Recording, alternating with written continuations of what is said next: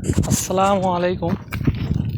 আমরা এখন আছি আল কাসিম হাইল মরুভূমির ভিতর এবং কি পাহাড়ের থেকে নামতেছি।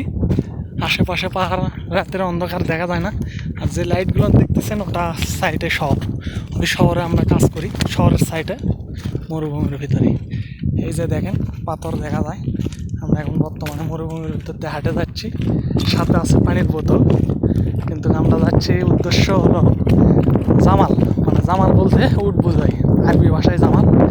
তা উটের দুধ নিতে যাচ্ছি, উটের দুধ নিতে যাচ্ছি। তো আরবি ভাষায় বলে হালিফ না ভাই, হালিফ। আমার সাথে আছে আলম ভাই। এই যে আলম ভাই, একটু চেহারাটা দেখান। এই যে আলম ভাই, আমাদের বগুড়া শেরপুর বাড়ি ভাইয়ের, আমার বাড়ি বগুড়া, পাশাপাশি। যাই হোক, 10-15 কিলোমিটার ফাঁকে ভাই কাটা সান্দে গেছে ভাই।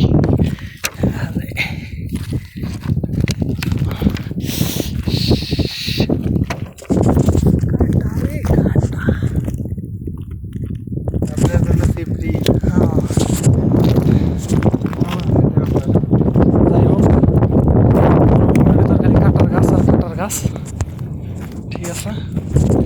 তো যাই হোক, আল্লাহর রহমত, আমরা অনেক প্রায় 4-5 কিলোমিটার হাঁটার পরে এক সৌদানিকে পাইছি। তার হলে বৌরির মাজরা, ছাগলের মাজরা। ও দেখে দিল লোকেশনটা। আমরা এখন যাচ্ছি প্রায়, এখনও তাও 2 কিলোমিটার